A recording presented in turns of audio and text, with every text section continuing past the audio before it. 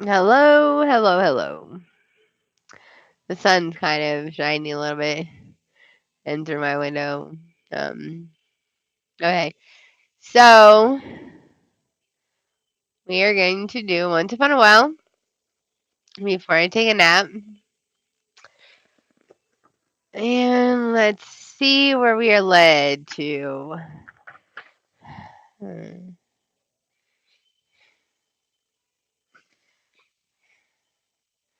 I kind of like this one. What is this one? Interesting. In a tuck. Hmm. 73. So in 1952, 1952, that was the day my dad was born. So it says in 1952, and Forrest Finn would have been 22. So in 1952, my buddy Sammy Myers and I were stationed in Greenville, South Carolina. A buck sergeant, a buck sergeant in the Air Force.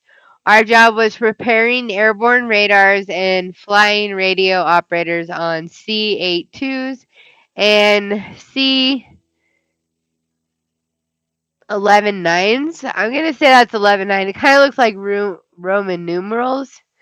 It might be CII-9s. Okay. Sammy and I enjoyed competing with each other on a friendly level.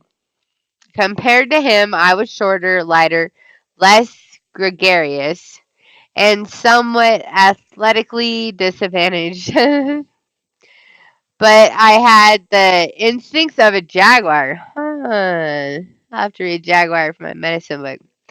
And he didn't. Maybe that gave me a slight edge in areas where results could easily be measured. Interesting, that part. One such place was the tower. I hated that thing with the dedicated, cynical fervor. I don't know what that word means, but dedicated, cynical fervor. Hmm. I don't I don't want to think about how high it was above the lake, but it was enough high for me. I wonder if he's scared of heights. I had jumped off the Leon River Bridge back home in Texas a few times, and it must have been about the same fall time. I like that. Fall time to the water. I never heard of anyone going headfirst off of either. I like diving off of high places though. Sammy and I drove off the intermediate level of the tower a few times and jumped off a couple of times. I saw him make a nice swan dive from high up that barely caused a ripple in the water. That's impressive. His nonchalance made it look routine, but I knew it wasn't. Do a show off. Like, do a show off from the top and I'll take your picture, Sam dared. I just stared. I just stared. I'd done a few 1.5 forward somersaults from a 10-foot springboard, but I didn't do them very well. My smile was a misnomer, and the idea, a I and a half, well, 1.5, and an eye and a half from the top of the tower was certainly at odds with reality. But I was drawn to the seductive glamour of Sam's camera. That's odd. With a giant spring, I left the platform and went into a tuck that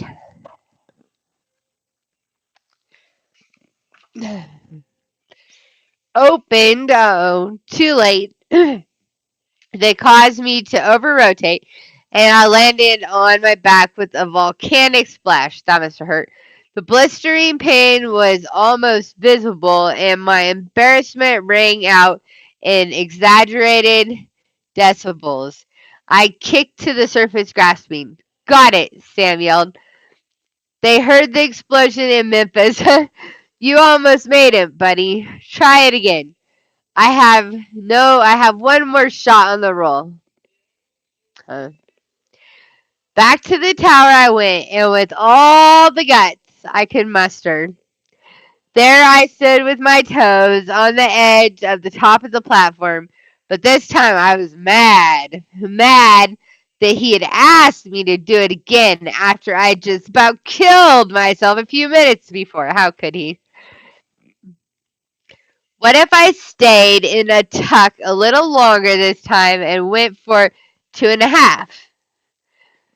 It was a fool's folly idea, but I wanted to show him and his precious one last shot on the roll. With the knowledge, it has a D in it, with the knowledge that talent has no loyalty, I left the platform in a tighter tuck than before, thinking that I wanted to see the sky twice as I rotated, then quickly open and enter the water. To my great amazement and satisfaction, that's exactly what happened. Yay! The dive was not very picturesque, but it was there, and both my body and ego were intact. Congratulations. Oh, Sam got the picture and congratulated me with a sincerity that felt really good. I never climbed the ladder on that tower again, and I don't plan to. But he did a job well done. So here it must be him and his friend. Is that Forrest on the right? What a handsome guy. And that must be the platform. Swim at your own risk. And then it says, Sammy and I joined the Air Force together on the 6th of September in 1950. So he was just 20. He got out of the military after 4 years and went to manage a couple of 7-Eleven stores in Los Angeles. His children drowned in a swimming pool. Aww. And Sammy later died of a heart attack. Some things are really hard to explain. His children drowned in a swimming pool. Both of his children? His 2 cents. That's sad. His children drowned in a swimming pool. And Sammy later died of a heart attack. That is a sad story, actually. Okay, that's all I have to say for today. WBC, White Buffalo channel. Peace over and out. Have a happy day, yo.